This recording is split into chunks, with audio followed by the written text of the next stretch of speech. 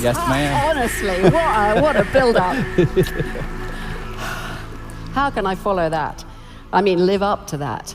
I know how. Find out about you lot. Who's conscious? Hands up if you're conscious. You come on, everybody.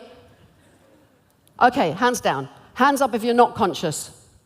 Conrad, yeah. Any more not conscious? Are you sure? Good for you, because that means you're thinking, even if you're just doing it for a joke. But you might not be. You might be thinking, I have no idea what consciousness is, so how can I say that I am? Now, most important, who didn't put their hand up? Cowards. You're not going to get away with it next time. Okay, why am I asking you this question? There are many reasons, but one is this very peculiar fact about consciousness. There are many, many peculiar facts about consciousness, and I'll be throwing some at you, but here's one. Are you conscious now? Are you?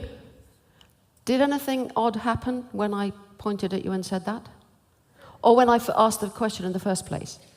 For many people, asking that question is a kind of like a waking up or a coming to. Oh, yes, of course I am. And that naturally makes you think, well, what about a moment ago? Now, it seems to me, both from asking lots of audiences and students in classes and decades of meditation, that every time I ask myself, am I conscious now, the answer is always yes, but I have no idea about the rest of the time. So here's one thought. We think we know what consciousness is like. We think we know what consciousness is like, but we're only really aware of what it's like when we're asking what it's like. And I suspect the rest of the time, the brain's just getting on with its stuff. And unless we're really being mindful or asking these difficult questions, then there isn't an answer. This might or might not make more sense by the end of my lecture. And I hope by the end of my lecture, as Peter said, I hope your heads will hurt. Because if they do, I've done my job properly, which is to make you realize just how difficult the question of consciousness is. I'm going to refer a few times to my greatest hero, William James. I've read every page of his 1890 book, The Principles of Psychology, which was a brilliant book. And then Freud came along and ruined everything with all that stuff, you know. And kind of William James went under. But he took nitrous oxide. How many of you have had nitrous oxide? Oh, only a few. It's very, very short-acting and can be quite sudden. And this is where the most famous statement about states of consciousness comes from. Because he said that after taking that, he had this impression that never went away, that our normal waking consciousness is but one special type of consciousness, whilst all about it, parted from the filmiest of screens, there lie potential forms of consciousness entirely different. And that's what I want to talk about. Now, nitrous oxide is a kind of miracle philosophical interchange. Here you are, standing by your tank of nitrous oxide, and it's obvious the world is made of matter. Here am I, about to take it, and there's the world of matter out there. Da-dum! Ooh, it's made of thoughts. Wears off in a minute or two, and we're back to matter. Ooh, take some more. How marvelous. Should make you worry about your own philosophical assumptions if a simple molecule with 3 atoms in it can change your understanding of the world so easily. I've just been reading this very interesting book. Someone referred to it this morning, Peter probably, How to Change Your Mind, The New Science of Psychedelics. And it's very good. It describes some of his experiences and a lot more, and the history and so on. But he does ask stupid questions a few times. And this is something I've hit again and again and again in my life. I've studied out-of-body and near-death experiences and all kinds of stuff. And you get this question like, but is it real? Or is it just a drug? And he has done that a little bit. He says, Was his experience a drug experience? Just an interesting, pleasurable, but signifying nothing? Or was it, the real thing? And he asks one of his drug guides, how can you be sure this was a genuine spiritual event and not just a drug experience? Can you guess what she said? That's a silly question. And this is important to me when we consider the relationship between consciousness and psychedelics. That the question to ask is not, are these experiences real out of body or real visions of another world, or are they just hallucinations? In a sense, everything we see is a hallucination, in the sense that our brains are constantly trying to make an idea of what the world is, predict what's coming next. Predictive processing, going around the world, the brain is kind of going, maybe it's this, maybe it's that, could be that, yes, that conforms to it. And so in a sense, we're living a hallucination all the time. So it's a stupid, perhaps I shouldn't go on about stupid questions, but I want to make that clear before I delve into some of these things. So the better question was asked by William James in his famous book, The Varieties of Religious Experience, way back in 1902. He says, we can't account for the universe in its totality if we leave these other forms of consciousness quite discarded. How to regard them is the question. So I'm going to have a go at regarding them and find out what they're like. Are you still conscious? How many of you would say that you were conscious all the way through from the first time you saw this? Do you have any doubt? I do. I wasn't mindful all that time. It's hard to maintain. And I suspect that most of the time there's parallel processes going on in the brain and nobody there. We're called up to order. But more of that in a minute. Now, when I asked whether you were conscious, most of you answered as though you know what consciousness is. Most people think they know what consciousness is, and I suggest that most of us don't. One of the curious things in consciousness studies, and I've been involved in the field of consciousness studies, which really began back in 1994 when Dave Chalmers started the first Tucson conferences. Has anyone here been to the Tucson consciousness conferences? A few, yeah. It's recent, At least for old people like me, it's quite recent. Before that, you couldn't even mention consciousness in kind of, reasonable science. But one of the curious things about consciousness is that amongst all the philosophers, neuroscientists, psychologists now working on what they call the field of consciousness studies, we don't have a definition. There's no definition of consciousness. That's pretty serious if you're wanting to do some science of consciousness. The closest we get comes from a famous question asked by a philosopher, Thomas Nagel, in 1974. What is it like to be a bat? I'd like a bat, please. Would somebody please volunteer to come and be a bat? Please? Come. Oh, look, there must be 1,000 people here. One of you must be willing to come and be a bat. Hooray! He's very brave, isn't he? Thank you very much. What is your name? Bat. Oh, Bat. He's speaking Bat. Okay, Mr. Bat, would you please be a bat for everybody? No hanging upside down? Squeak? Yes, excellent. Right, thank you very much. Okay, Mr. Bat. Now, stay there a moment.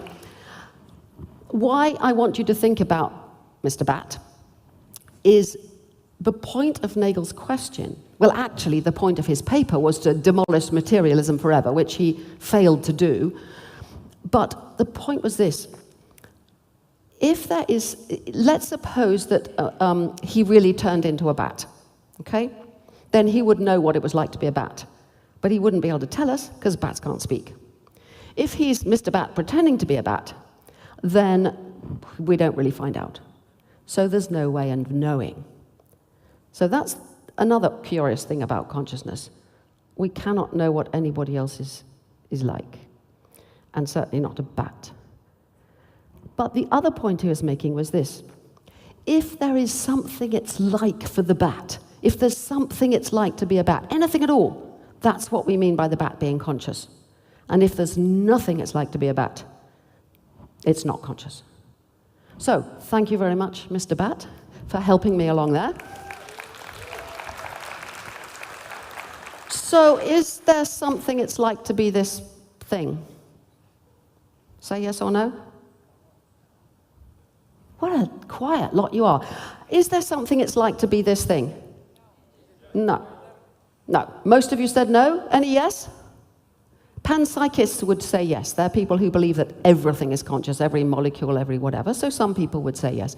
Most would say no. You might say that frogs are conscious and bacteria aren't. You might say bacteria are and plants aren't. You might say plants are and stones aren't. But the point is this. I'm rubbing this in because this is the closest we get to a definition in consciousness studies, is what it's like to be.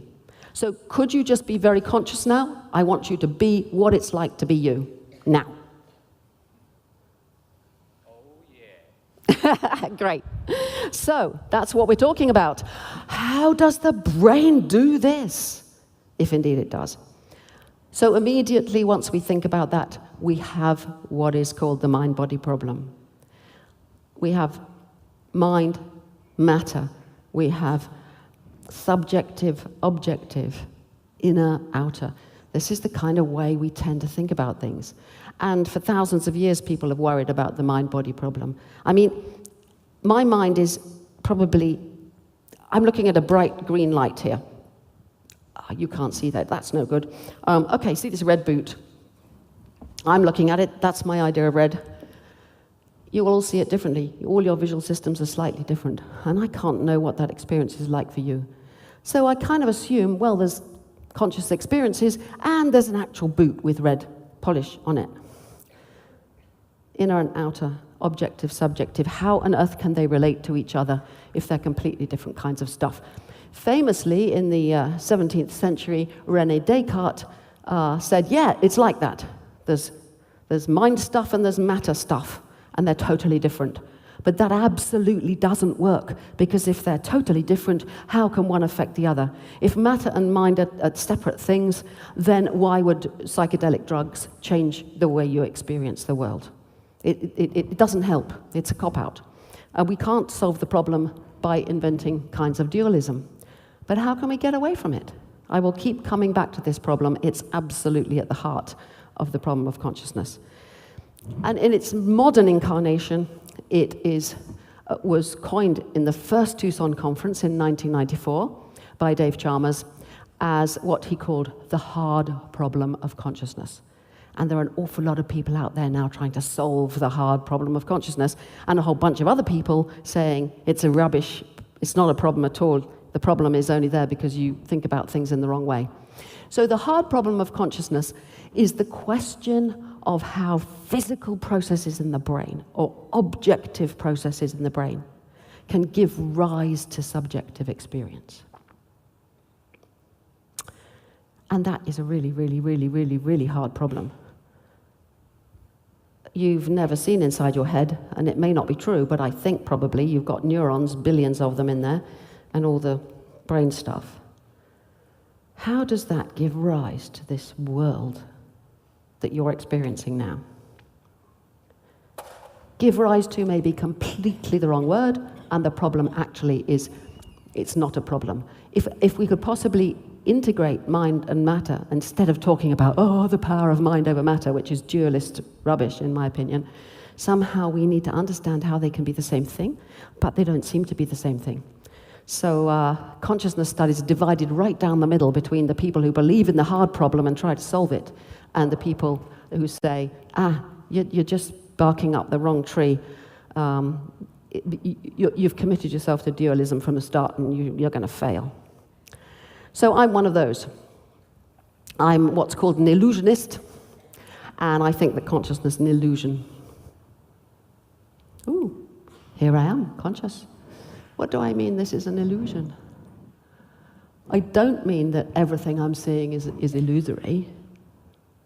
it might be, but I'm not claiming that. What I'm claiming is that the way we normally think about consciousness is wrong. So, an illusion, I would like to say, I mean, probably, I mustn't look at this because it will make my head go funny, but can you see strange things happening in here? There are a few nods. I'd love people to answer. If you would, just shout out things. Can anyone see colors? Yeah, and you know it's only black and white. Can anyone see movement? Good. Okay, I'll see. If I look at it, I see so much movement, it makes me feel a bit weird, so I won't. So what I'm trying to say is that an illusion is not something that doesn't exist. I'm not denying that there's this. I'm denying that the way we think about it is going to help us. So I would say that consciousness is not what it seems to be, and selves, me included, are not what we seem to be. So how does it seem? Do you kind of feel like this? Like you are kind of a spirit in a body, or that you are a self inside a carriage that, you know? Very, very, very common way of thinking about things. Do you feel that you're something like this? Hands up if you feel something like this. Excellent. Yeah, a lot of the time, I feel a bit like that. I mean, obviously, I know there's not a sofa sitting inside my head with me in it, but the feeling that we naturally have is, I'm inside my head, I'm looking out through my eyes, I'm in control. If I want this, you know, okay, I'm going to jump. I did that from inside here. That's the way we feel. This, I would say, is an illusion. Why? Because the brain simply isn't constructed that way. There's no center in the brain. There's no, you know, central headquarters where I can sit and have free will. That's another illusion I'm not going to talk about. But the idea that there's somebody in there wielding the power simply doesn't fit with the massive parallel system that the brain is. For example, the visual system, which takes up a quarter of the occipital lobe of the cortex, like a huge part back here, has something like 40 or 50 separate parallel pathways going on at once. I could launch off into an entire thing about vision, but there's one lot, the information goes in the eyes and goes up towards the thalamus, and very, very quickly goes to eye movement controllers, and then goes into two separate parts in the thalamus, the superior colliculus and the lateral geniculate nucleus, and they go off to do different jobs.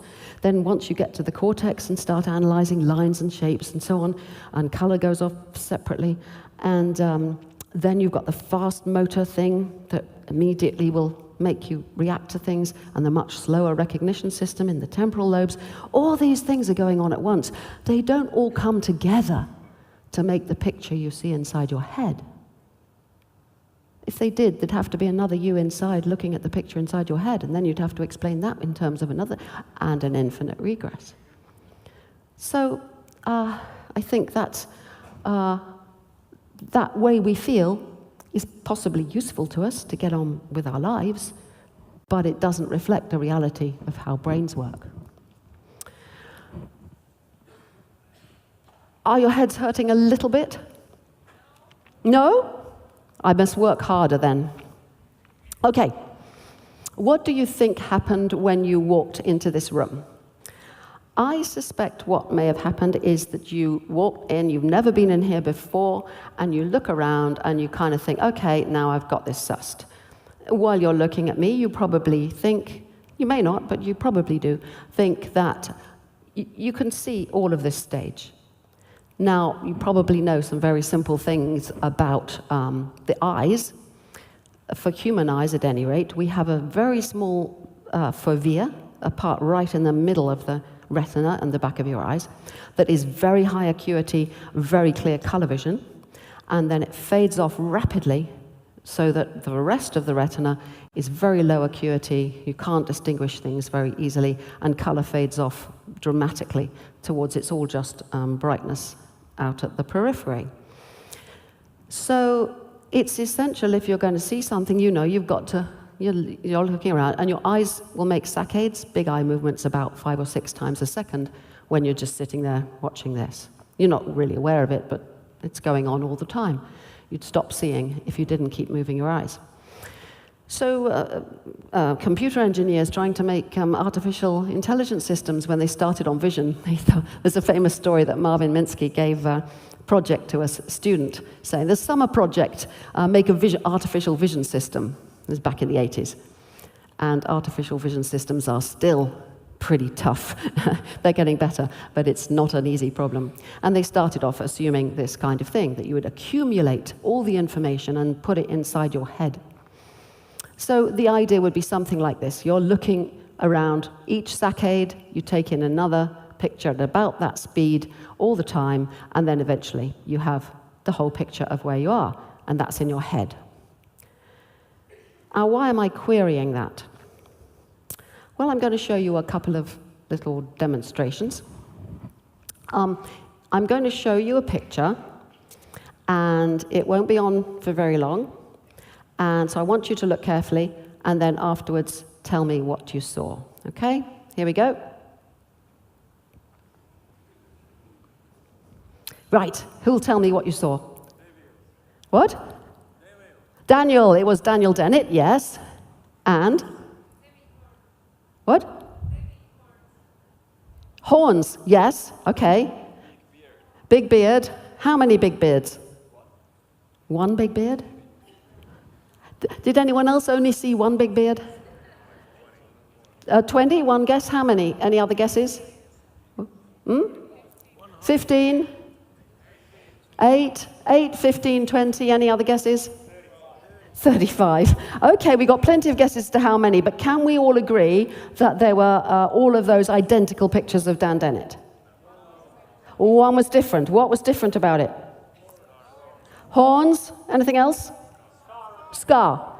Okay, so we've got a large number that you disagree about of identical portraits of Dan Dennett, and one has a scar and horns, yeah?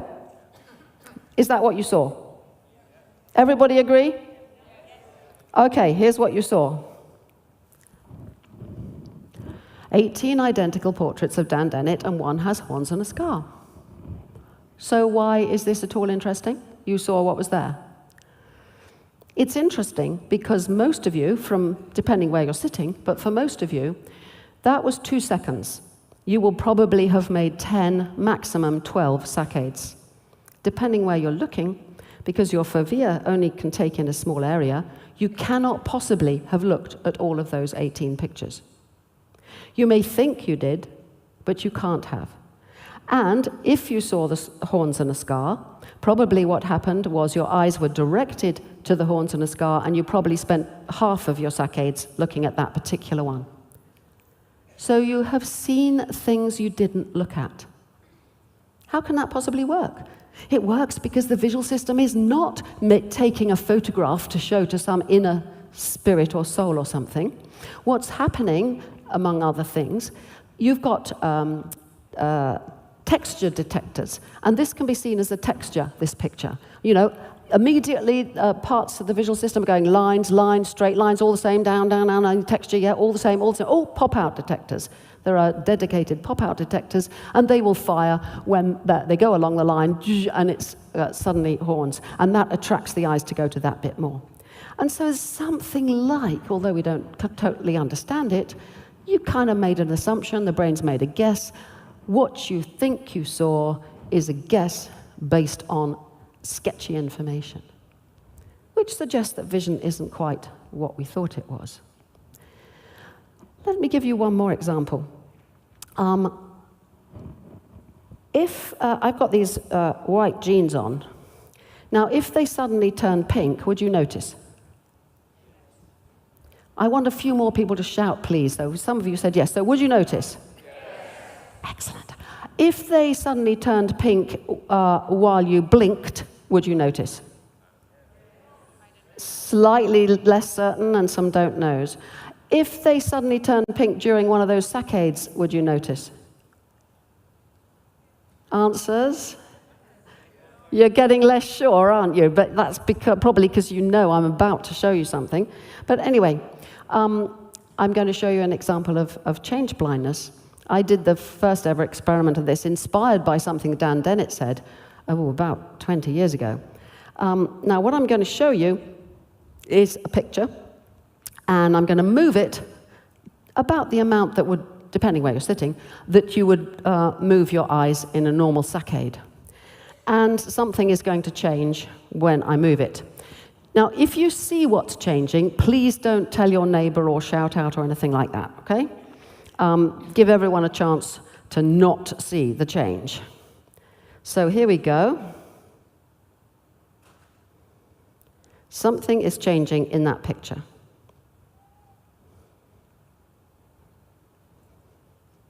Hands up if you can't see it. Can I have a bit more light so I can see the hands, please? Thank you, perfect. Ah, that's great. Okay, put your hands down.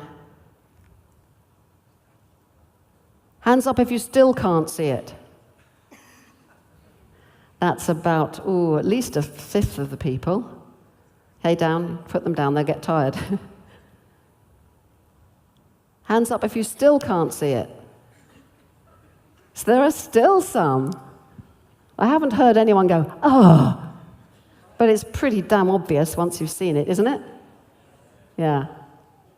Shall I keep going? How many are left? Let me tell you, it's a great experience not to be able to see something. Okay, so all I've done there is move the picture while I changed it. Now I'm going to change it when it's not moving.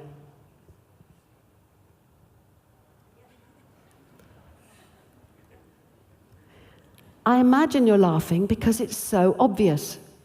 It's obvious because you have change detectors, you have pop-out detectors, you have change detectors, and they draw your eyes to it. But if the picture moves even slightly, you don't. This makes sense in evolutionary terms because, you know, the world is, until very, very recently, not full of trick pictures that move and change at the same time. In fact, when I did this experiment originally, not with color pictures and so on, the computing power required to do it with a very simple black and white picture was enormous. Of course, it's easy now. So, but you can also see, can't you, the two of us moving. And that's extraordinary. We tried to sit, because this is a long time ago, this picture, we tried to sit really still. But even those tiny movements of our bodies are very obvious when the picture doesn't move. And that's important for getting around in evolutionary terms. You know, something moves, you've got to know what it is. So once again, I hope it makes you wonder about the nature of vision. And I'm going to give you one last trick to show you just how wrong we can be about what we see. So could I have the video, please? This is not me who did this. Richard Wiseman, a psychologist in England, made this video. He's a magician, a psychologist, ex-parapsychologist like me. Hi, I'm Richard, this is Sarah, and we're going to perform the amazing colour-changing card trick with this blue-backed deck of cards. Now the idea is very simple. I'm just going to spread the cards in front of Sarah and ask her to push any card towards the camera. Right, okay, let's see. I'm going to go for this card here. Okay. Now Sarah could have selected any card at all from the deck, but she selected the card which is now face down on the table. And what I'm going to ask her to do is show us which card she selected. Right, so the card that I chose was in fact the 3 of diamonds. The 3 of diamonds, okay, an excellent choice. That card goes back into the deck. Now I'm just going to spread the cards face up on the table, give a little click of the fingers, and you'll see that Sarah's card here has now got a blue back. Not particularly surprising. What's slightly more surprising is all of the other cards have got red backs. And that is the amazing colour-changing card trick. Now, you may be mildly amused by this card trick. It's a reasonable little piece of magic, but that's not the point, as you probably guessed. What I will show you now is how that video was made. There were lots of cuts there from several cameras, and now I'm going to show you the single shot from a wide-angle camera. So can I have the next bit, please? Hi, I'm Richard, This is Sarah, and we're going to perform the amazing colour-changing card trick with this blue-backed deck of cards. Now the idea is very simple. I'm just going to spread the cards in front of Sarah and ask her to push any card towards the camera.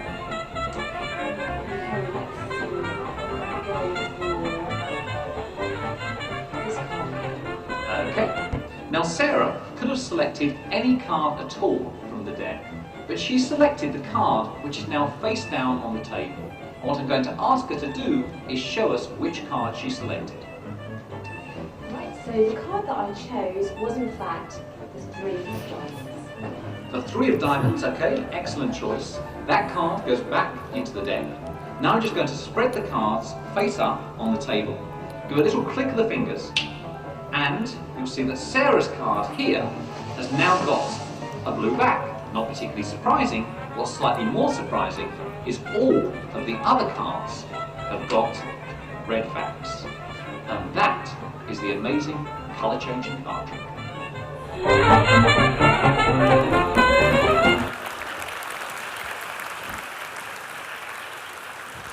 I will tell Richard how much you clapped. I mean, how many of you didn't see any of those changes? Yeah, the vast majority. How many of you saw 3 changes? You saw, hang on, 2? 1. Okay, well, you must have been not paying attention to the card trick. You must have been quite bored by the card trick to look at something else. The more you concentrated on the cards, the less you would see. How many here of you seen or not seen the gorilla? I mean, watched the video, the famous video about the not seeing the gorilla. Oh no, I thought everybody would have seen it, so I didn't show it. It's a very, very famous video in which there's American students, I've spoiled it for all of you now, American students throwing balls around. Never mind.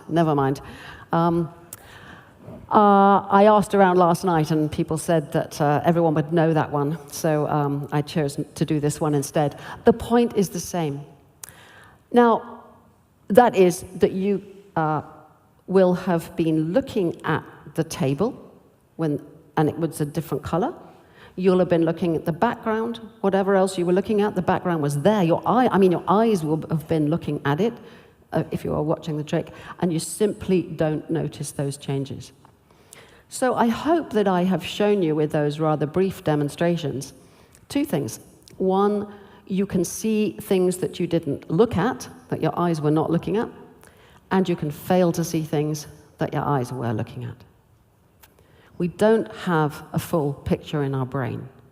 We don't work like that. Vision systems would be utterly overwhelmed immediately, all the time, and collapse if we were taking in that much information. Most of what the visual system is doing is throwing away stuff.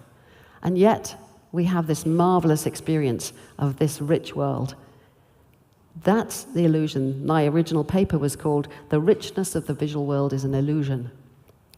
We get the richness, but we get it by looking again. If I think, oh, I don't quite remember what's there, I can look again. The information stays out there in the world. It doesn't go into our heads. It's much more interactive. We're just, it's as though perception is a kind of doing, a kind of action, interacting always with the world, guessing, inventing what might be, adjusting our inventions to fit what the incoming information, throwing it away quickly so that the system isn't overwhelmed. Vision is something more like that. So, it makes my head hurt, even if it doesn't make your head hurt. Made William James's head hurt. He said, introspection of this kind, he was introspecting on lots of things, but he said introspective analysis of this kind is like seizing a spinning top to catch its motion, or trying to turn up the gas quickly enough to see how the darkness looks. I love that idea. I would love him to be brought back to life with some modern technology, and we could show him electricity. Look how quickly I can turn the light on, and you can look for the darkness. Do you remember at the very beginning, I asked, are you conscious now? Did any of you have that kind of shift when you thought, oh, am I? Yeah? I think I've written a whole paper called Looking into the Darkness. I suspect that every time I ask myself, am I conscious now, I need then to go, oh, what was I conscious of a moment ago? That's what I call looking into the darkness. We only have memory to go on. And in fact, when I do that, I don't know about you, but when I do that, I find I don't know the answer. What was I conscious of a moment ago? Was it the next words I was trying to think of? Was it the picture down there? Was it the clock? I mean, all these things I can remember seem to be going on. The clock ticking away in front of me, the feeling of my foot on the ground. Were any of these conscious? Some of them? None of them? Just one in my stream of consciousness? If I don't know, nobody knows. Oh, you might say, what if we put an fMRI scanner on my brain to see which one you are conscious of? Well, that won't answer it. What we'll see is some activity to do with vision, watching the clock flicking, some activity to do with audition, hearing parts. We'll have some motor actions. We'll see all those. But what makes them conscious? We haven't the first clue. There are lots of people on the believing in the hard problem side who are looking for the neural correlates of consciousness. They're trying to find what it is in the brain that gives rise to consciousness.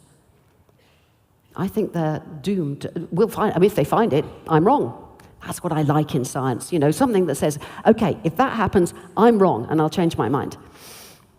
So they might, but I don't think they will, because I don't think it's like that.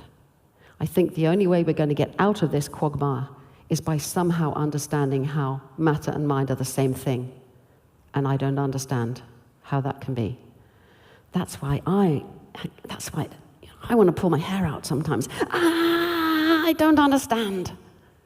And I want you to get to not understand. Partly because that's where we're at in the 21st century at the moment. We don't understand. And partly because approaching the world with an attitude of, what is this? I don't know, is I think, a rather healthy way to go around the world, with curiosity and openness. So maybe I can provoke a bit of that, as well as pulling out your hair. The modern version of turning on the light to see how the darkness is, might be looking into the fridge to see whether the light's always on. Don't look at the moldy yogurt at the back there. The difference with the fridge, of course, is we can drill a hole in the side and say, oh, no, it's dark now, or we can open the door and we can work out with our brains how the switch works, so we can answer the question. But with the brain, actually, it's rather harder. So, that is my attempt to kind of cover a whole lot of wide issues in the current status of consciousness studies, to provoke you into realizing where consciousness studies has got and what some of the problems are. And isn't it exciting, because there's so many questions that we haven't answered that we need to answer. I want to switch tacks a bit now and think, instead of thinking about consciousness and what kind of illusion it might be, to think about altered states of consciousness. Now, the term altered state sounds so straightforward, doesn't it? Altered state of consciousness. Well, here's consciousness, and now it changes. Yes, but if we don't know what consciousness is, well, there are two ways of defining altered states. I'll come to that in a minute. I will return to my great hero, William James. He said, we go through our whole lives not suspecting these other states, but apply the requisite stimulus, which might be psychedelics, of course, or in his case, nitrous oxide, and at a touch they are there in all their completeness, definite types of mentality, discontinuous with ordinary consciousness. So that's implying that there's ordinary consciousness and altered consciousness. Well, is that true? And how do we know if someone is in an altered state? There's two ways to go about this. One is to say, let's take a subjective definition. So if you tell me you're in an altered state, then I have to believe you. You say, oh, I feel really weird, it's completely different, wow, this is amazing, or whatever, and I believe you. You can see the problem with that is, well, how do we check? On the other hand, if we do an objective thing, like say, we'll take you and say, well, I don't care what you say, I'm going to put some electrodes on it, whatever, or measure your behavior, and you're going, oh, I'm absolutely fine, I'm in my normal state of consciousness, and you think, no, you're not, you're drunk, you're not driving your car home. Neither of these definitions works very well. More trouble. More trouble. Back in 1975, Charles Tart was very much involved in altered states research and meditation and so on, wrote this fantastic book, which then was really cutting edge. No one was talking about those things then. And he hit the problem then, that we can't even define, well, not very easily. We can have a go, we can get somewhere with it, but it's very difficult. What would be nice is if we could make a kind of map. This is just a three-dimensional, diagram, but it would have to probably be a multi-dimensional diagram. But if we could say, we could answer questions like, is sleep paralysis closer to normal dreaming than it is to a false awakening? Or is there a route from a false awakening to an out-of-body experience? Well, we know there is, because people do make that transition often, but how far and how difficult? If we could map out those states, it would be fantastic. So far, we can't, we have no idea. There are some reasonable attempts, but it's very difficult. And if we throw in mystical states and meditative states and so on, it gets even harder. Charles Tart coined the term discrete states of consciousness, as though they were actually kind of bubbles. And he said there are dark areas between them where you can't go, and pathways where you can. And all this time later, nearly half a century later, we still haven't really mapped them out. Now, that's just a bit of a preamble about altered states. But I want to be a bit self-indulgent now and tell you why I ever got into all this, why it still thrills me, and why I still go on doing research on all these kinds of issues. So I will take you back a long time to 1970. This was my first term at Oxford, studying physiology and psychology. That was what my mum liked me to look like, only she'd tell me to tie my hair back or something. This is what I wanted to look like. Those were the days. Thank you very much. So what happened? I'm sorry, those of you who know this story, I'm sorry to bore you with it, but it gives me a context in which to explore some interesting altered states. So, there I was. I joined lots of societies. I got involved in all sorts of things, and one of these things was the Student Society for Psychical Research. And so we had mediums and spiritualists and tarot readers, and I trained as a tarot reader, and I got into all of these sort of things. And one night in November 1970, we'd been having a Ouija board session. How many of you have done Ouija boards in your life? No, only a few. Obviously not very trendy anymore, but and I don't advise it. I mean, what happens, you put the letters around on a table, and you have an upturned glass in the middle, and you put your finger on it, 4 or 5 people, 6 maybe, and then you say, the spirit's there, will you tell me, blah, blah, blah, and then the glass starts to move.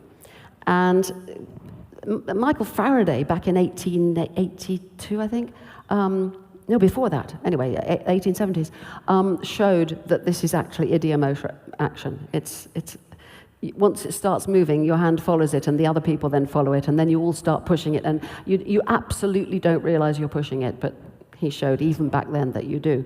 But it gets you in a bit of a funny state, and we did this for hours. You're kind of, kind of your body image goes a bit weird. You're sort of, where's my arm, So I was doing that, and I'd said to my friends, we'll go back and have a smoke in my friend Victoria's room after this Ouija board session.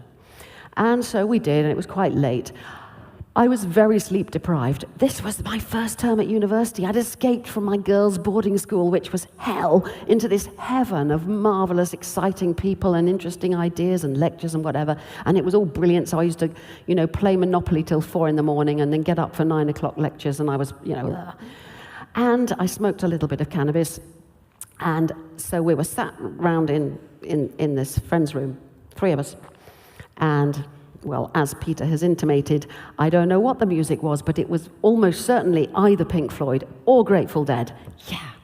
Now, I should tell you, I never listen to music now. I don't have any music in my house or in my car or in my phone or anywhere. I don't.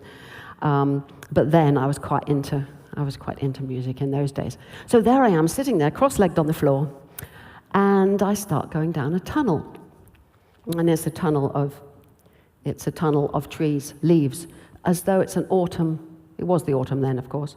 As though it's like a lane, narrow lane with brown leaves all around, and I'm going, dun, dun, dun, dun, dun, there was a roaring noise, and I'm going down this tunnel dun, dun, dun, towards the bright light. Now, the term near-death experience hadn't even been invented then. I'd never heard of tunnel experiences. Anyway, I'm going down this tunnel, and it was more real than real. It was really real tunnel, you know, and wow, when I'm going to get to the end. And then my friend Victoria said, "Do you want some coffee?" And I couldn't answer. I was like, it didn't make any sense, you know. And I just had a couple of puffs of this joint, and I thought I wouldn't have any more. So I hadn't smoked a lot, so I don't know how much that was relevant. But anyway, then she went out, went out to make the coffee. And Kevin said, "Where are you, Sue?" It's a bit like me saying to you, "Where are you?" You know, I was sat there right in front of him. So I go like, where am I? God, I can't say I'm in a tunnel. So I tried to think, I know, I'm in Vicky's room. And as I thought that, and I was feeling I was drifting like, I was looking down from the ceiling. And there was me, and there was Victoria outside doing the coffee, and there was Kevin. And I said, "I'm on the ceiling." And I saw the mouth opening and shutting down there. It was weird. And then Kevin said, "Have you got a silver cord?" And there it was, a silver cord coming up from the body to the tummy up. And I'm up here, right? And there's a silver cord here, and there's the room down there. Real than real, amazingly real. And then he said, "Well, can you move?" And I said, "And can you go anywhere else?" And I'm off out, up through the roof. I went through another room above, over the roofs of Oxford. I thought, I better check and see if what I'm seeing is true. So I looked at the roofs and the gutters and the downpipes and the chimneys and all that kind of stuff, and then I was off. And he kept talking to me. Now, I know now what I didn't know then, that most out-of-body experiences finish within a minute, 30 seconds, and they're very short. But I think him talking to me all the time and asking me questions I had to concentrate. When he asked, "What can you see?" I was looking at that rather than being worried and coming back. And the silver cord just stretched, far away, and off I went. Now, so I flew, all over the place. Somehow I could see, even though it was dark. It was middle of the night by then. I don't think I thought that was odd at the time.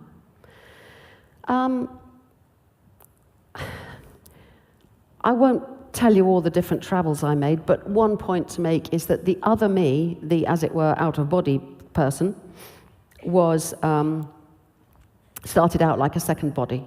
That's called a parasomatic OBE, as opposed to an asomatic OBE. But it gradually changed, and I was able to think, I'll become a flat plate on the sea, and it was just a wave on the waves, and I became, different shapes. And then I became really very, very, just a point that was looking. And I traveled and I came back, looked at the body, thought, oh, that's okay. It seemed a bit weird, but I went away again. And then after about 2 hours, I thought, I really better get back to normal. And so I went back again. And now I got back, and the body was sort of kind of brown and had no head on, and there was just a neck. And I thought, oh dear, well, I better go in there. So it was really getting weird by now. So I went inside, and I thought, well, I'm too small. I've got to get to the right size. I went down inside the legs and arms, and I went traveling around inside. I now know this is called internal uretoscopy, but I didn't know any of that then. And then I thought, well, I've got to get to the right size. I've got to get bigger. So imagine yourself thinking your way inside your body like this big, and you've got to get bigger. So I started getting bigger and bigger and bigger, and I got bigger and bigger and bigger, And I got bigger and bigger and bigger, and I felt the floor coming. It was light above and dark and heavy below. And then I got bigger and bigger and bigger, and I couldn't stop. And I got the size of the whole planet, and a moon came in, and another planet, and you know, weird things happening. And I just kind of expanded and expanded until I seemed to be going sort of like at the speed of light, or I don't know, just expanding forever and not getting anywhere.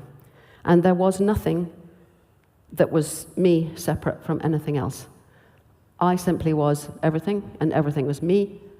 And it seemed the most right way of being that I had ever experienced. I'm hesitating because I wasn't experiencing it.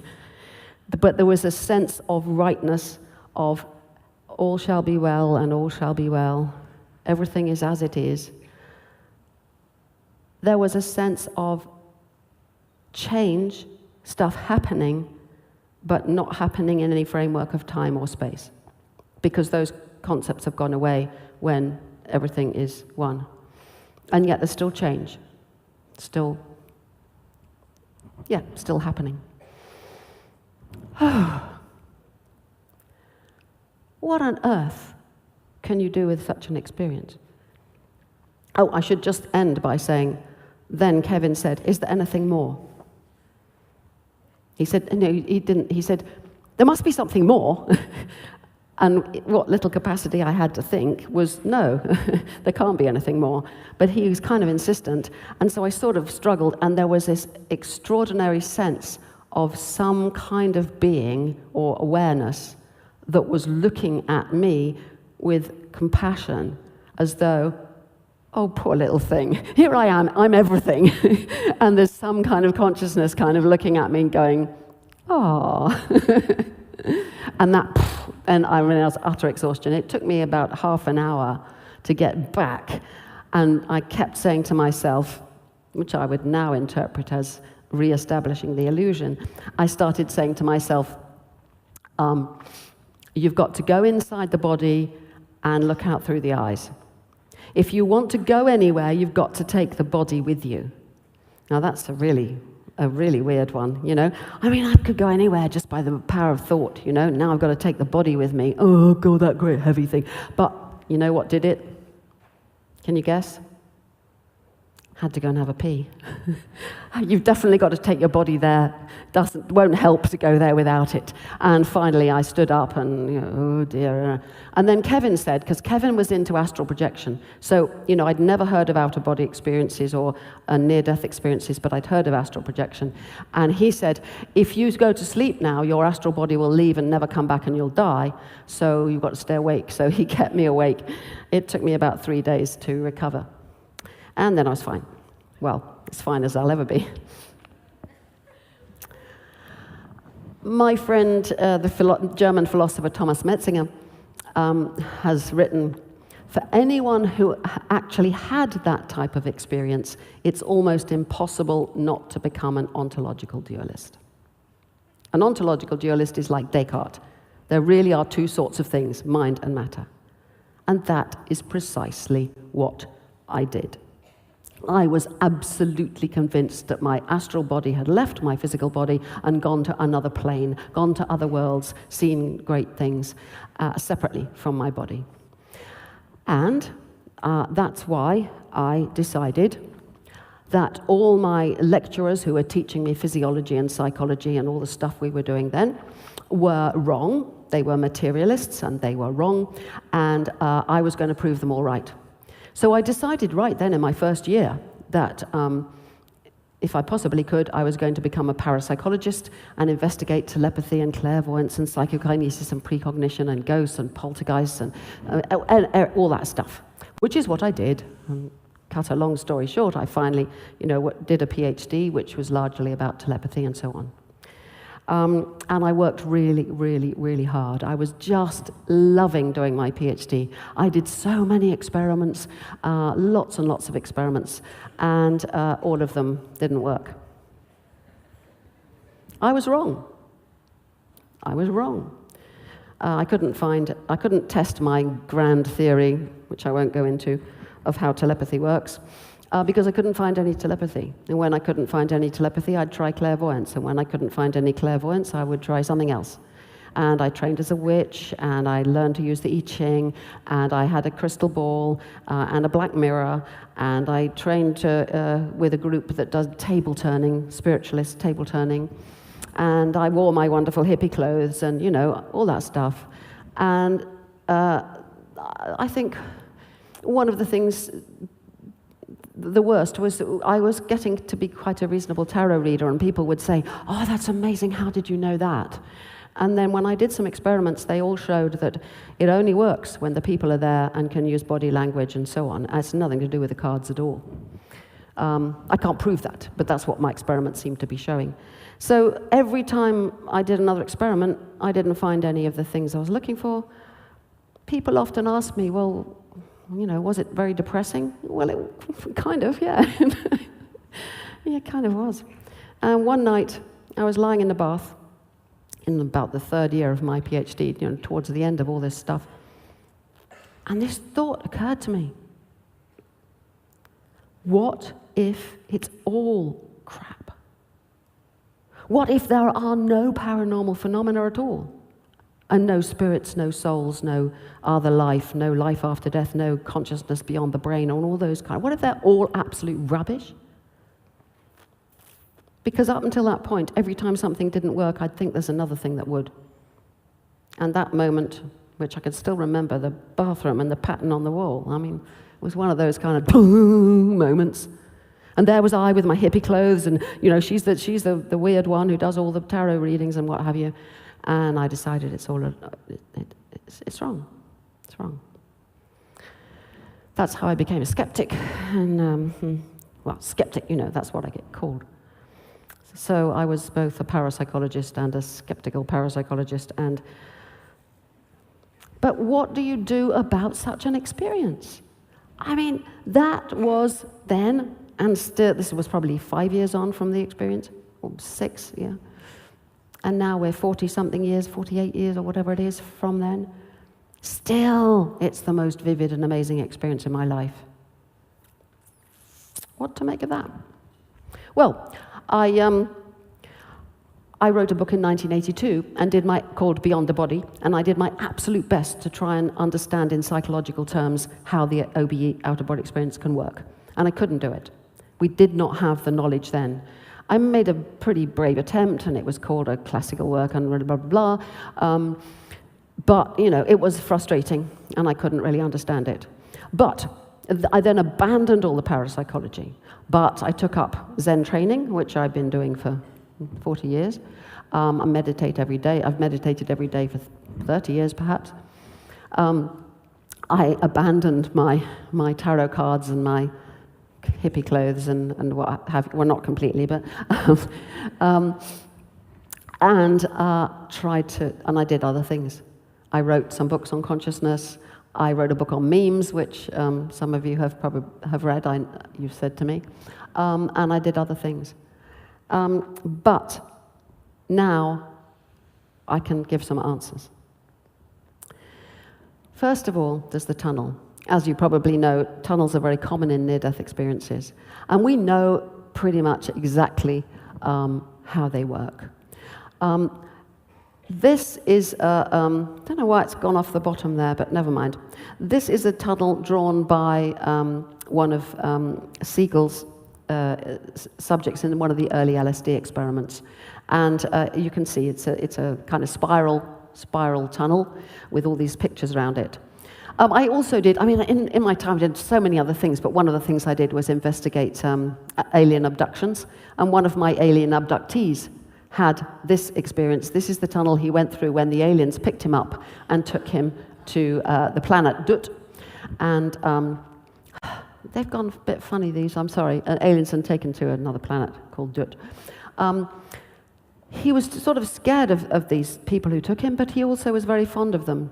But he was had narcolepsy, and his brain would very quickly go into REM sleep, dreaming sleep in the middle of the day, and that's when he would be abducted. But notice the similarity between that tunnel and this tunnel. And you can probably remember my one with trees. Now, why do we get these tunnels in near-death experiences, in psychedelic experiences? How many of you have had a psychedelic tunnel? Oh, lots, yeah. And we had lots on the screen earlier, which are very reminiscent of. Why? This simple answer is because of the way the visual cortex is laid out. Right from the beginning, from the eyes all the way through, you have a lot of information devoted to the center of the visual field and much less towards the outside. And the mapping between the outside world and the cortex is such that straight lines in the cortex map onto circles in the periphery. So look, if that's the outside world, a circle there will map onto a straight line there, and a circle out here will map onto a straight line there. And the columnar organization of the cortex is compressed like that. So if you get hyperexcitability, in other words, all the neurons firing like mad, the inhibitory neurons not doing their job, and too much excitation, you get waves crossing the cortex. And if they cross like this, you get circles, and if they cross in a different direction, you get spirals. And this is known as the 4 form constants, which were described by Kluver back in the 40s, and then the maths has been done to show how it works in the brain. And that's why the tunnels are such common experiences. Probably I had hyperexcitability in my visual cortex because sleep deprivation affects the inhibitory neurons and so allows for hyperexcitation.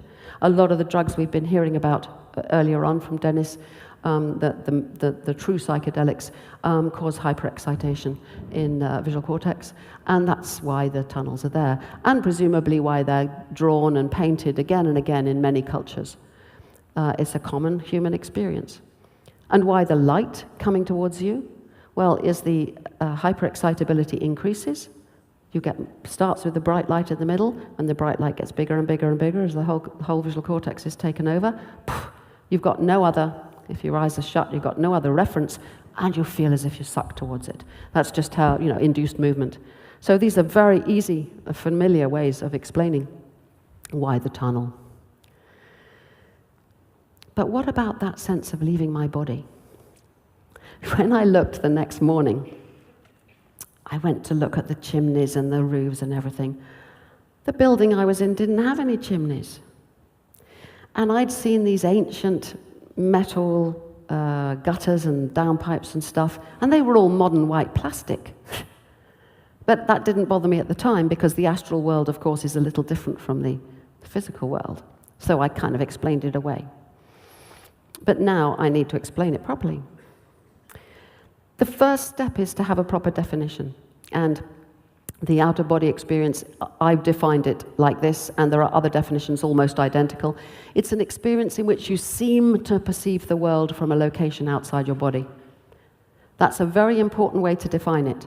If you look online, you'll get it defined as when your spirit leaves your body, or when you're at, This definition leaves open the very important question, does anything actually leave the body? Maybe it does, maybe it doesn't. So that's how you can actually begin some research. And there's a lot we know, basic stuff, somewhere between 8 and 20%. I've done lots of surveys, lots of other people have done surveys all over the world. It's a common experience. And there's no differences in ordinary variables, sex, age, education, religion, that kind of thing. Most happen when people are lying down, particularly when they're either meditating or when they're like, what's happened to the sound? Has it gone funny for you? Well, I'll carry on. Oh, I'm sure they'll do something about it. It happens on the edge of sleep, when you get sleep paralysis in particular. When, I expect some of you have woken up and you can't move, when the adjustment from REM sleep to waking has gone wrong, and close to death, of course. The same people who have OBEs very commonly have sleep paralysis, and they tend to have lucid dreams and to experience other altered states of various times. There's a lot on the psychology of OBEs. Positive schizotypy is kind of creative familiarity with hallucinations, that kind of stuff. Absorption, being able to be absorbed into a book or a film or something. fantasy proneness, particularly in childhood, and all of these, the susceptibility to pattern glare, that black and white thing you saw, if you're susceptible to, "Ugh, that's horrible," like me, you're more likely to have an OBE. But are we going mad if we have an OBE? No. There's plenty of evidence to show that OBEers tend to be as healthy as anybody else. So does anything leave the body? Well, I did if you go online, you find, I love some of these things. There's so much out there, all about proof that there's, there is, you may need not believe me, but I've studied this stuff for a very long time, and I've never come across any convincing evidence whatsoever of anything that leaves the body. From examining all those near-death claims, and it's so hard work, plodding through trying to find out what really happened. But anyway, that's what I spent a lifetime doing. But you can go online and you can get astral projection blue powder. I don't know what that's going to do for you. I haven't tried it. But, you can guess. So the tests I used to, for years, I would put in my kitchen a 5-digit number randomly chosen using random number tables, one of 20 words that I randomly chose, one of 20 small objects, and anyone who had out-of-body experiences at will could come to my kitchen and see them. And of all the people who said they could do it, only 2 ever wrote to me and said they had, and they got it wrong. So there are plenty. I did a lot of stuff like that. But again, there wasn't. And then, in 2002, everything changed. For me, everything changed.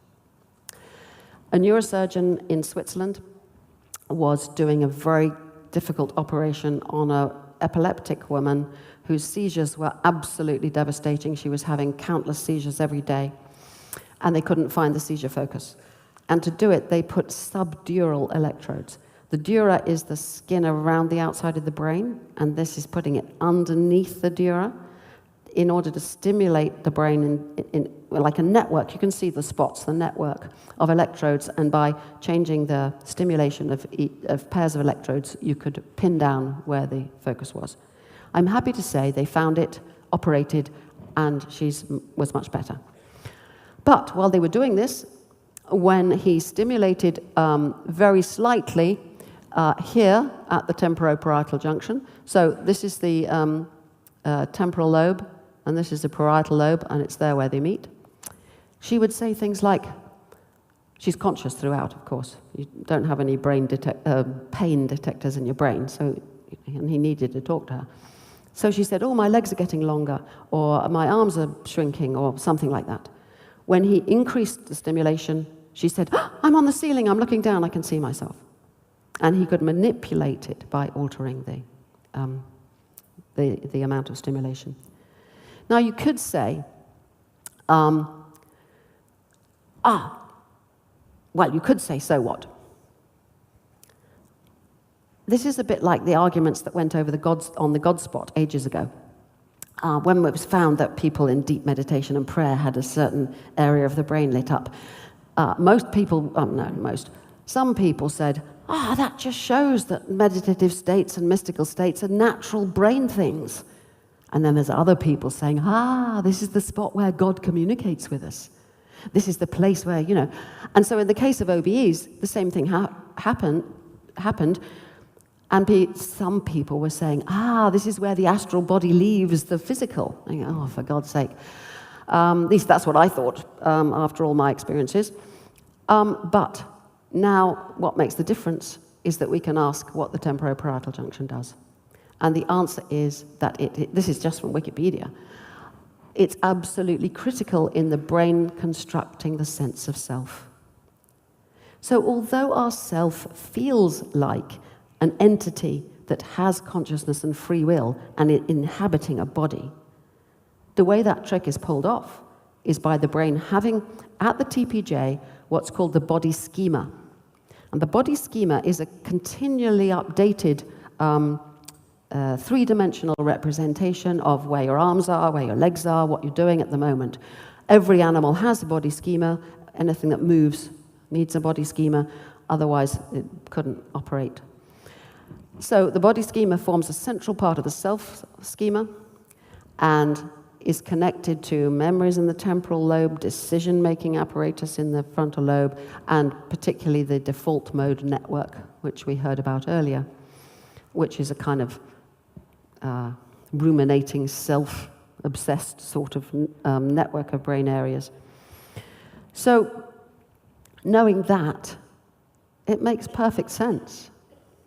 The body schema is disrupted in some way. In my case, through sleep deprivation, hours of Ouija board, and some cannabis. All of those things can affect the body schema. And I would guess in every OB that there is, although, of course, that's an open question still. So we've seen throughout this that the problem is dualism, that we kind of believe in dualism. We believe I'm a kind of spirit inside and that I can leave. You know, it starts incredibly young. This is my granddaughter, aged about, she was then about 2. And even at 5 or 6, children are starting to think of minds as distinct from bodies. It's absolutely embedded in us. The major religions, do we have any Christians here? Do we have any Muslims here? Oh, well, you've all escaped the tricks they play then. They couldn't play their nasty tricks if people were not such natural dualists. Because you require dualism to say, you're going to heaven or you're going to hell, and you better behave like this or you'll go to hell. That's one of the meme tricks, I wrote about this in the Meme Machine, one of the meme tricks that religions play, and they can't play it unless you're a dualist. If you can embrace non-duality, somehow, you're not fodder for their capturing. So, we're often stuck in illusion, but can we escape from it? Oh, I've got 5 minutes left to tell you how to escape the illusion. I'll just go and take some psychedelics, you'll be fine. I think that's actually what happens very often with psychedelics. The illusion's broken down because the illusion is constructed by the brain for a purpose, to get us around in the world and get us to get food and mates and all the stuff we need to do. And I think it's there for a reason. But it isn't the truth. We didn't evolve, our brains and our bodies did not evolve to get the best, most accurate view of the world. They evolved to get us to stay alive and pass on our genes. And that's a different matter. So, it's not surprising that we can be wrong. I think this is one of the joys of psychedelics, and also one of the reasons they can be so terrifying is because the comforting sense that I know who I am is taken away from you, and you discover that you're not that discrete entity who looks out through the eyes, and you begin to wonder what on earth you are, which of course is the beginning of or can be the beginning of a spiritual life. The other way is to actually have a spiritual life and take on some kind of spiritual practice, which for me has been Zen. Buddhism is quite different from the monotheistic religions, and the concept of anatta, sometimes called no self, but that's a bit odd because it's kind of really saying not that there's no self, but the self isn't what you thought it was. In other words, it's an illusion. There is a self, but it's a thing made by the brain. That's the modern version, I would say. My absolute favorite quote from the Buddha is, actions exist and also their consequences, but the person that acts does not.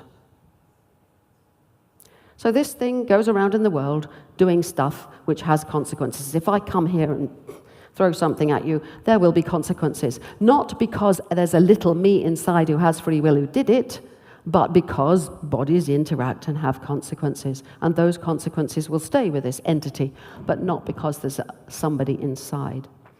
And this becomes clearer and clearer with meditation. Now, I've only got 3 minutes left, and I wished I'd left myself more, and I always do this, but never mind. I just want to tell you briefly, because this is a recent discovery of mine, concerns sadhanas, which I had read a long time ago about the jhanas, and read, they're not very much talked about in Buddhism these days. Seem to have been wiped away in the most popular forms of Buddhism, but they're there in the very early sutras. They're meant to be a series of 8 increasingly absorbed states, which are reached through very, very deep concentration. And I've been now on 3 10-day jhanas retreats, and I'm beginning to learn how to get into these. But can you imagine, given what you've learnt about me in the last hour and a bit, how I was fascinated by the idea that there might be what sounds like 8 discrete states of consciousness that can be reached by doing certain things. And on this first retreat with a teacher called Lee Brasington, I began to see that this actually is so. So for the first one, first of all, you've got to do a whole lot of prior exercises and get really, really, really concentrated. But then what you have to do, you have to imagine nice feelings in your body and concentrate on that and nothing else.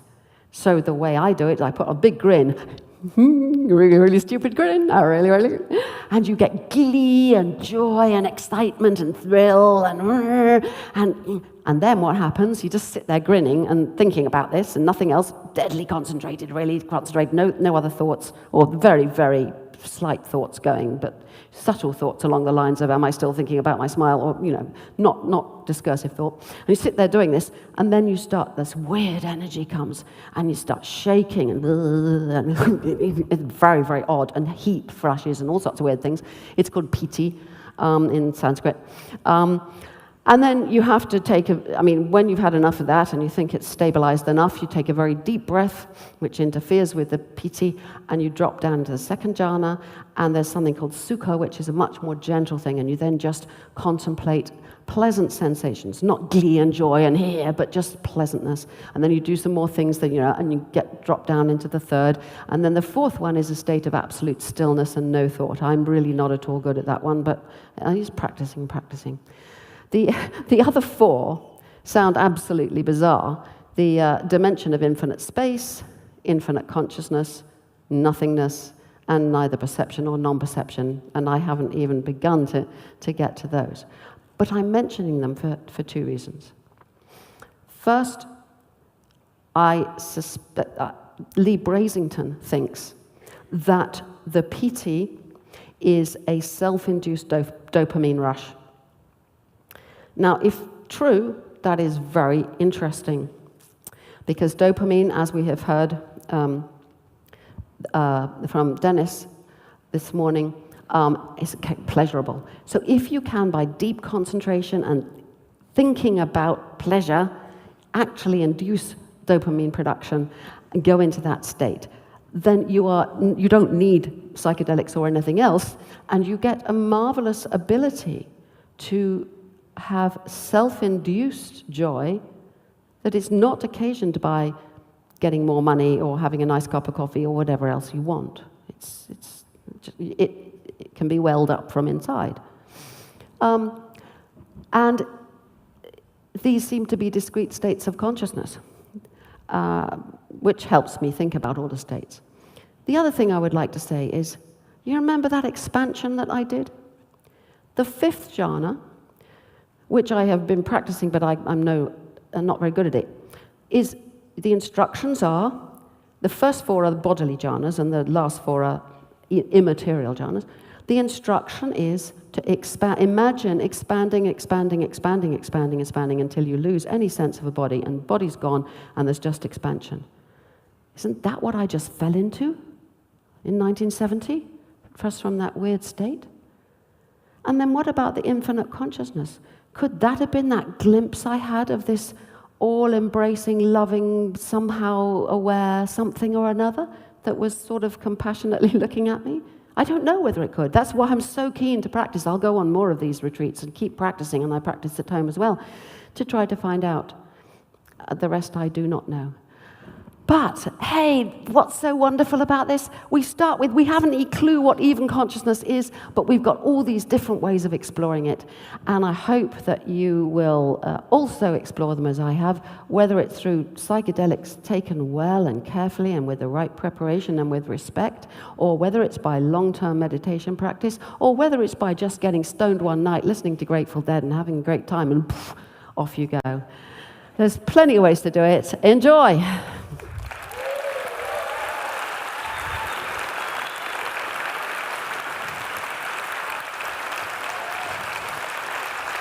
Thank you. stop, I'm getting embarrassed. Thank you. So we got some good ones here. Good. Yeah. We did, anyway. Oh, they've all gone. No questions. Where have they gone? There they are. Hang on, here's something really important. What is the difference between lucid dreaming and a psychedelic journey? Oh, so many differences. Okay, lucid dreaming, in case you don't know, is a dream in which you know it's a dream. And the experience, if you haven't had it, usually, not always, but is usually, you're in ordinary dreaming, the sort of dreaming from which you'd wake up and go, oh, that was a dream. How stupid of me not to realize I was dreaming. But in a lucid dream, you usually notice something, weird or something familiar. Some people might notice money on the ground. I did it the other day in the dream, and they go, aha, I know, money on the ground is always is always a dream. And you go, oh, is this a dream? And you look around and go, wow, yeah, it really is a dream. Now, I think one part of the answer is, in lucid dreaming, usually you can take control of the dream as though you are an ordinary self in control of where you want to go, and you go, that person over there, I'm going to turn them into a something or other, or, oh, I'm going to go there, I'm going to fly. Typically, people like flying. Some people say, if you get the chance, you should meditate in a lucid dream, and I just don't get them often enough to have done that. I've only tried it once, and as soon as I sat down to meditate in the lucid dream, I lost the lucidity. But I think a psychedelic journey is almost the opposite, in the sense of the sense of control is very often taken away, and that's kind of part of the challenge of psychedelic journeys. The journey takes you, rather than you going, oh, wow, I'll make this happen. And I think, obviously, there are similarities, but I'm trying to pick out the differences. In terms of the brain, what's going on in the brain, in lucid dream, we know you're in REM, typically, you're in REM sleep, in a particularly active phase of REM sleep, usually towards the morning, and you're not awake. In a psychedelic state, you're not in REM, you're awake. So the brain state's different. Mm-hmm. Here's an easy one. What have your years of Zen meditation taught you? Let go. Let go. Hmm? Let go. Let go. Yeah. Yeah.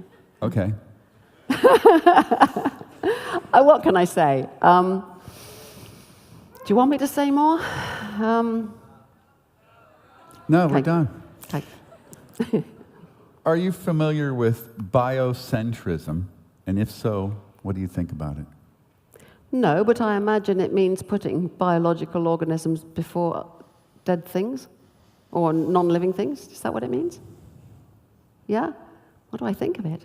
Isn't it? It's nice to have a question that I don't even know. Okay, what do I think of it? I think it's perfectly sensible.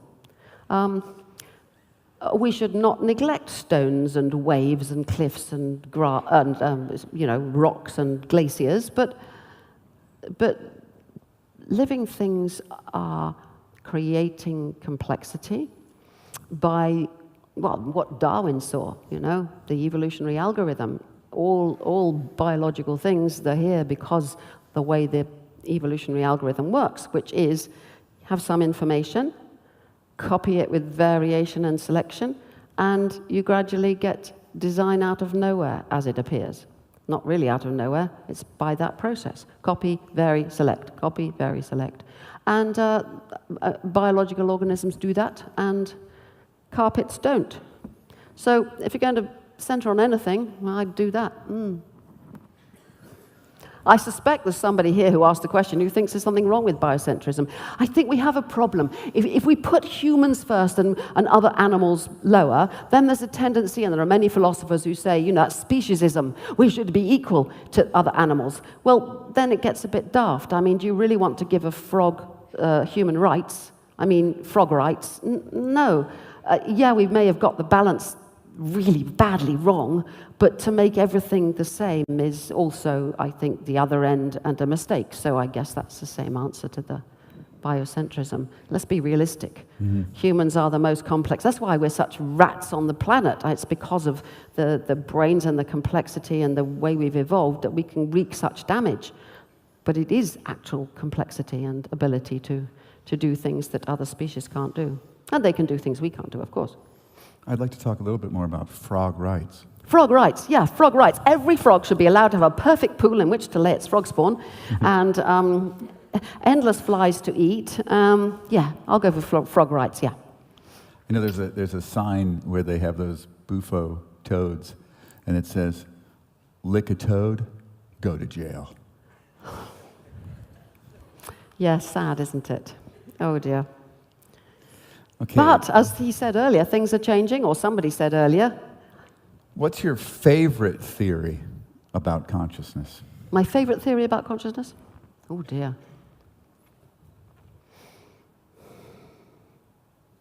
I don't really like any of them.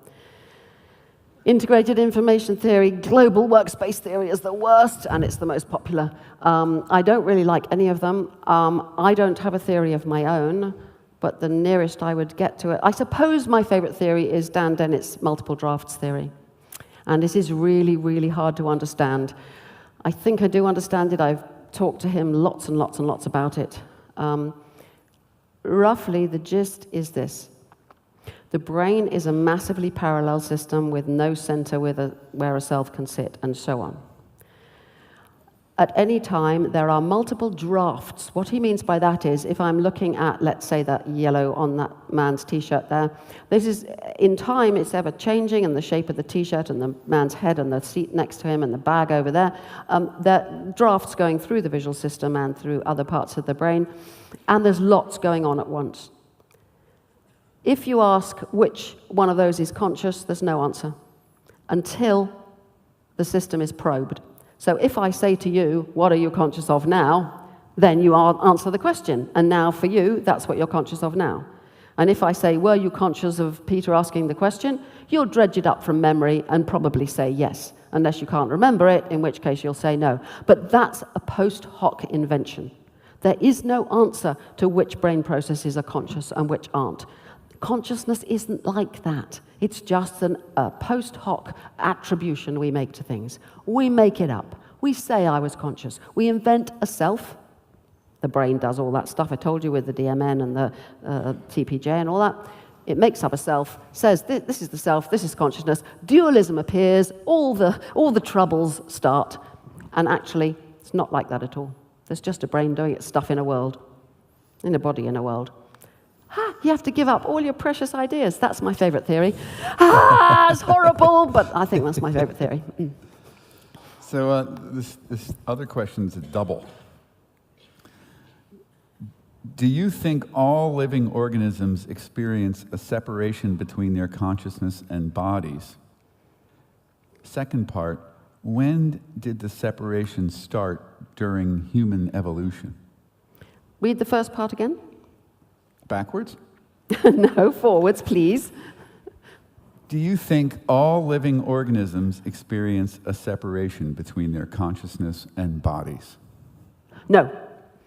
I think that only humans with their capacity for language make that separation and get themselves into the problem of duality, the illusion which we may or may not escape in our lifetime. But I do think that all living organisms that make a separation between their own body and the outside, I would guess, if this makes any sense, there's kind of it's something it's like to be. So this is slightly different from Dennett's multiple drafts. He wouldn't agree with this, although it's built on the same idea. But let's take a bacterium, which has a membrane around it and the ability to go towards certain chemicals and away from others. It's making a representation of inner and outer. Now, it's very, very basic, but I think there could be something it's like because it's a representation. So when a frog, for example, is catching flies, it's making a representation based on its movement detectors in its cortex. It can't eat dead flies. It can only eat ones that move because of the detectors. But it's making a representation of itself. It's got a body schema. That's a representation. And basically that's saying, I'm in here, flies out there. So in that sense, there's a what it is like described by that representation. So that's a kind of representational theory of consciousness. But that is long prior to having an idea that consciousness is separate from the physical things. So the second part, I would say, it comes with language. It comes with, I've got 2 little granddaughters, one 3 and one 4 months, 5 months. And it's so fascinating watching the way they start to talk about me and I, and they start off with, Aya, she's called Isla. Aya go, and now it's becoming, I will go, or give it to me, where it was always give it Isla. So the language changes, the ability to think about self, and I think it is all that persistently builds up this illusion of duality. I'm in here, you're out there. I'm separate from you. I'm separate from this.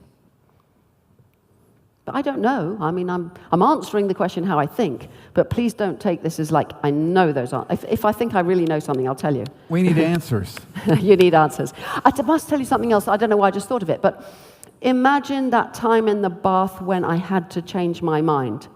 Up till that point, I was absolutely convinced that even if I couldn't find it, there's telepathy and clairvoyance and all of that. My whole view of the world was predicated on that.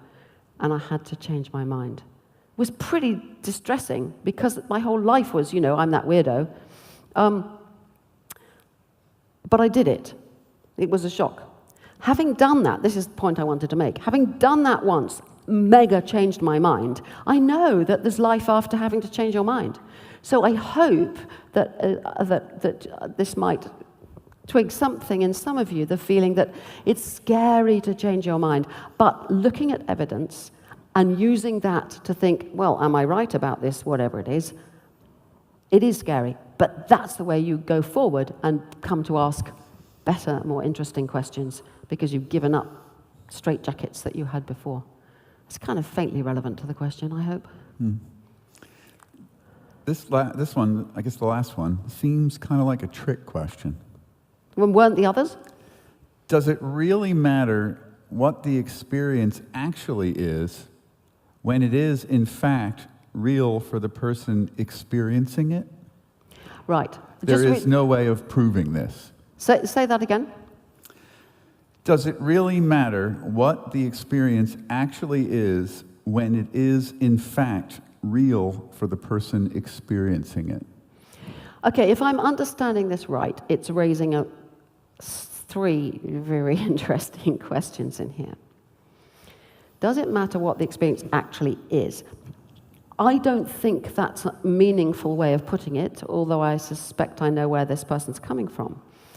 Because an experience, by its definition, is what the person has, and nobody else can know. And by the time they tell you about it, we can't know. So we can't ever really find out even if there's any meaning to what the experience actually is. Would you just please just be conscious again now, right now? Be me now. You now. Now, can we ask what that experience actually is? You can start telling me, well, I felt I was sitting on the chair and blah, blah, blah. But, you've sort of destroyed it by the time you try and describe it, and that much more so with a psychedelic experience or any of these other things we've been talking about. But it may be implying, this questioner, does it matter what's going on in the brain or whatever? To me, it matters. Because of the amazing experiences I've had in my lifetime, the one particular one I've told you about was still the most dramatic, but it's very difficult with very dramatic experiences to go, so what? It was like, that's okay if you're not a curious person, okay, fine. But if you're at all a scientific or curious person, you want to understand it. And therefore you make up theories. So it's easy to make up a sort of astral projection theory or a spirit theory or a soul theory or something like that. But that will lead you astray, in my opinion. It will lead you into being able to be trapped by the monotheistic religions, for example. It will lead you into believing all sorts of stuff that you're told about energies and all these kinds of things. That may or may not be right, but it will lead you into all sorts of assumptions that will then affect the way you behave in the world. So better to go, well, what actually is happening in the brain? To me, it's absolutely fascinating to think now I get a pretty good idea why that experience happened to me, what was happening in it, and the conclusions I have from it. All of those paranormal type things have been thrown out again and again and again. And what am I left with? I'm left with, then who am I? What am I? How can I be just a brain construction? How extraordinary. I think I need to take some more psychedelics and see if I can get an answer that way. I think I need to meditate. Well, I must keep my meditation practice. I'll go on some more retreat. Asking those kind of questions drives you on to ask more questions. So it does matter, in my opinion. But if you want to go, hey, I know it's my experience and that's all, okay, fine, you can. I give you permission. Thank you.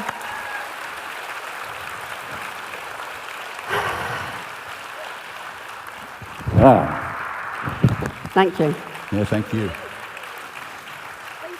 All right, so we're going to have... Aren't they lovely? Hey, they're beautiful. Psycherence. We're going to have one more break and welcome Jeremy Narby back. I have a task for everybody. When you go out there on this break, strike up a conversation with somebody you don't know. There's a lot of cool people here. Meet somebody new on this break. See you in a few minutes. Thank you, Peter. Well done.